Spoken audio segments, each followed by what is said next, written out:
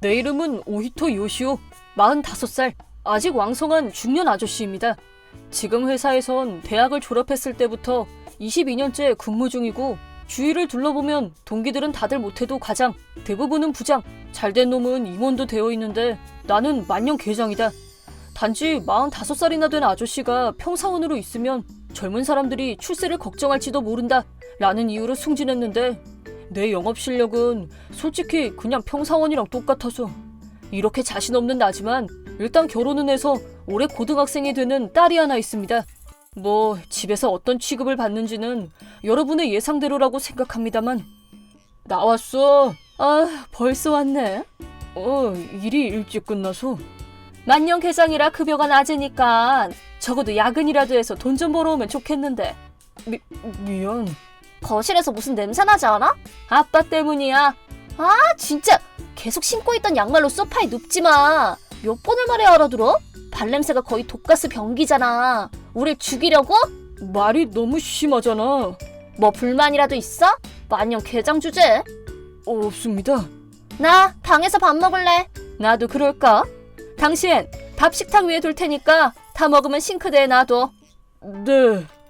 집에 내가 있을 곳은 없습니다.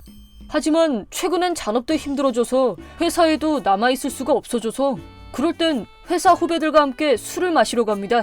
적은 용돈을 쓰는 내 소소한 행복입니다. 일 못하는 쓸모없는 중년인 나지만 어째서인지 일부 후배들은 나를 따라줍니다. 요시오 씨는 좋은 사람이에요. 정말로. 막 영업일을 시작해서 곤란했을 때도 다른 선배들은 바쁘다며 하나도 안 봐주셨는데 멘토도 아닌 요시오 씨가 야근하면서까지 봐주셨잖아요. 저희가 이렇게 열심히 할 수 있는 것도 다 요시오 씨 덕분이에요. 이런 후배들은 벌써 계장으로 나랑 같은 위치에 있고 이제 곧 과장으로 승진할 예정이라고 합니다. 만년 계장인 나랑은 완전히 다르지만 그런데도 이렇게 나랑 같이 술을 마셔주는 좋은 녀석들입니다. 집에서도 회사에서도 있을 곳이 없어서 삭막해진 마음을 이 후배들이 위로해줬고 어떻게든 노력하는 하루하루였는데 드디어 상사가 내 어깨를 두드리는 날이 오고 만 것이었습니다. 해고인가요? 아니에요, 요시오씨. 진정하세요. 그도 역시 신입이었을 때 내가 가르쳐줬던 후배 중 한 명. 지금은 그가 출세해서 입장이 바뀌었지만요. 요시오씨가 이동해 주셨으면요. 어디로? 인사부요. 인사? 사회인이 됐다곤 하지만 나는 영업만 계속해왔는데 왜 이렇게 갑자기? 절 포함해서 당신에게 도움받은 사람이 많이 있어요.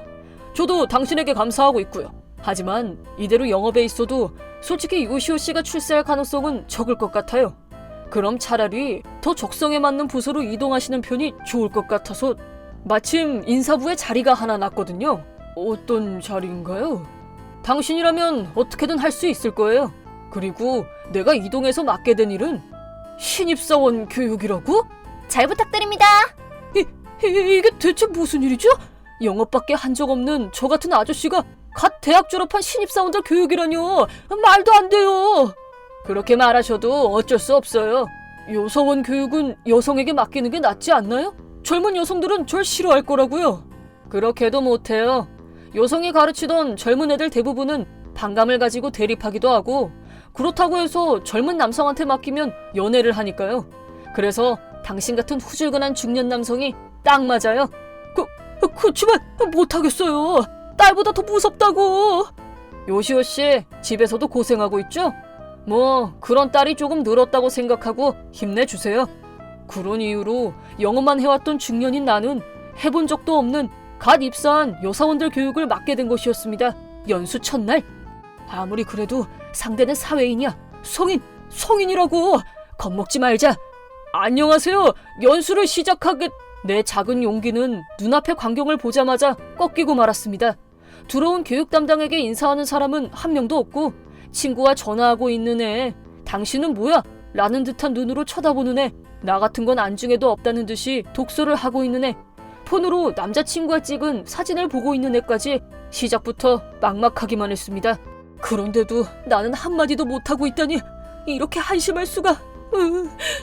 연수를 시작하자 그녀들은 일단 휴대폰이나 책을 덮어두고 내용을 들어줬습니다. 하지만 죄송합니다. 아까 설명한 부분이 틀렸네요. 정정하자면 애초에 거의 손대본 적도 없는 사무직업에 대해 가르치는데 준비 시간이 너무 부족했고 연수는 허접한 상태였습니다.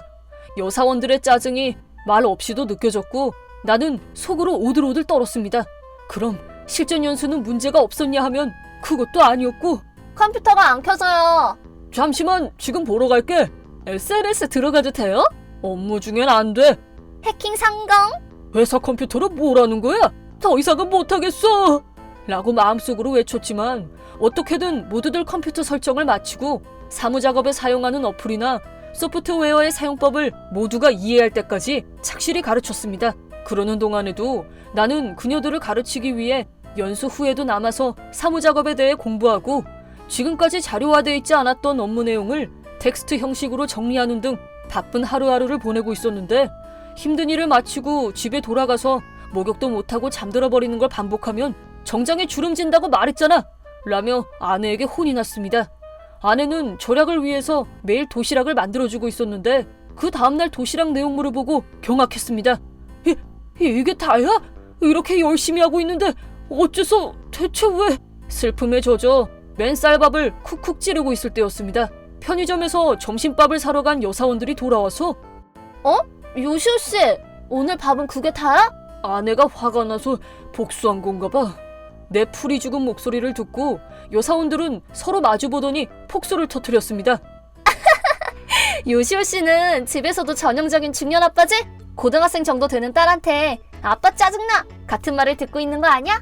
말 그대로야. 역시나. 요시오 씨는 잘 가르쳐 주시고 괜히 상사라고 군기 잡진 않으니까 개인적으로는 좋은 분 같은데 그런가?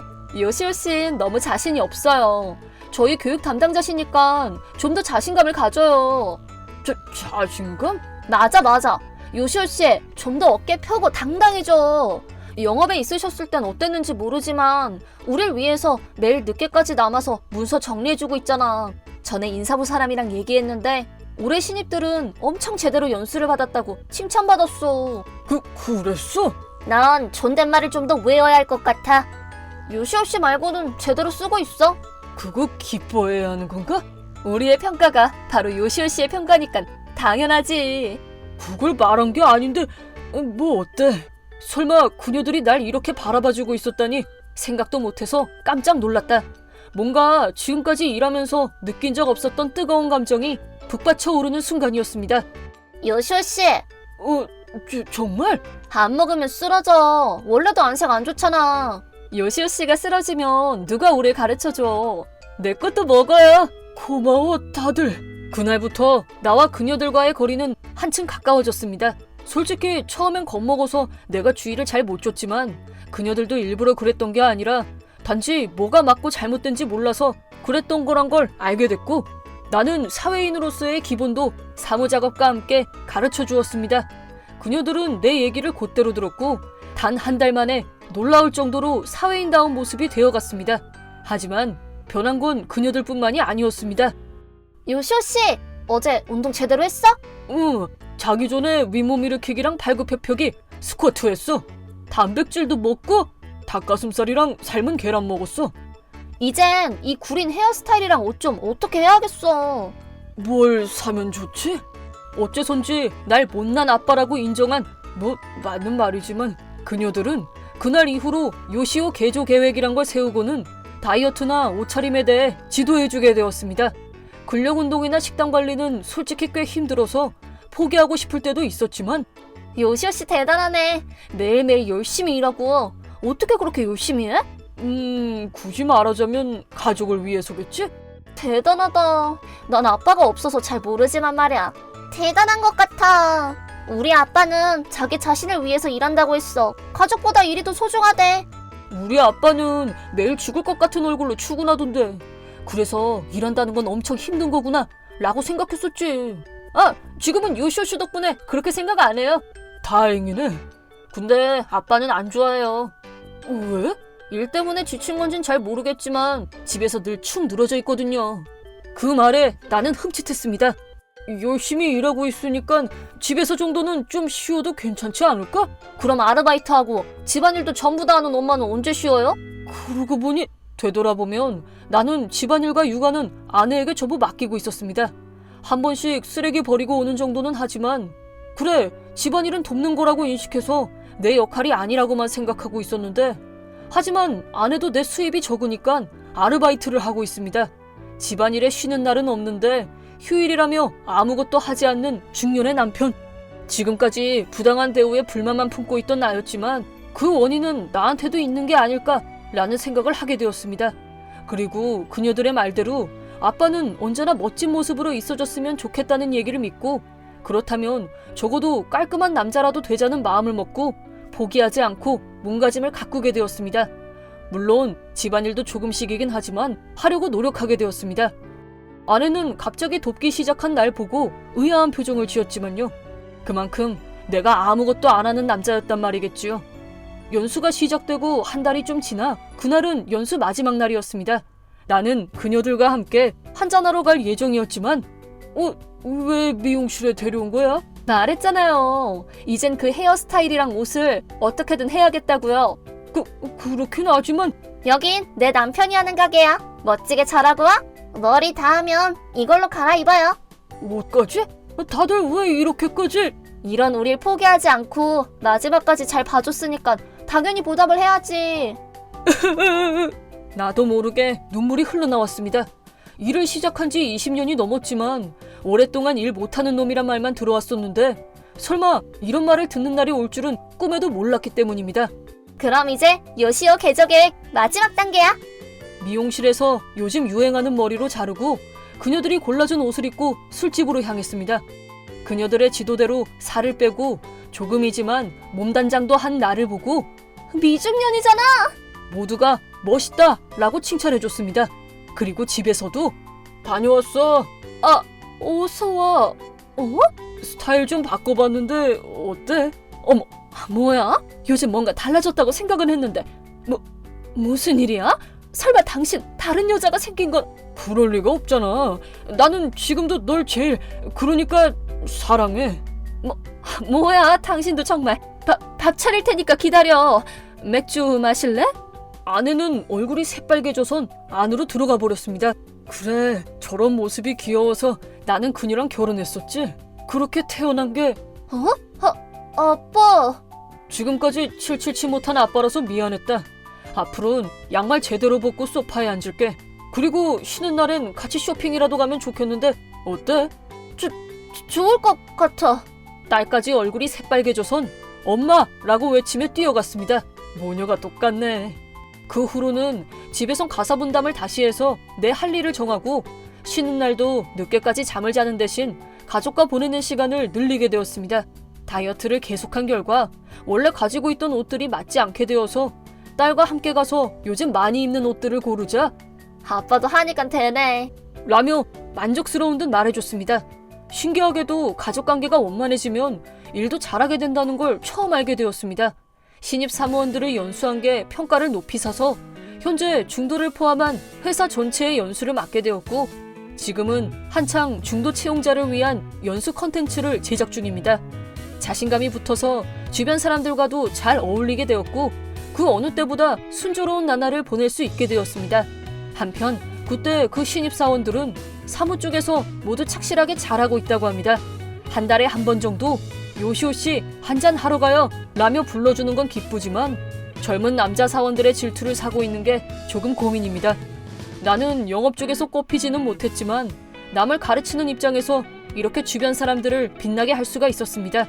날 이동시켜준 후배 상사는 이걸 알고 있었던 걸지도 모르겠네요. 어쨌든 간에 주변을 바꾸는 것보다 먼저 나 자신을 바꾸자, 그런 당연한 걸 나는 파릇파릇하고 활기찬 여성들에게 배우게 되었습니다.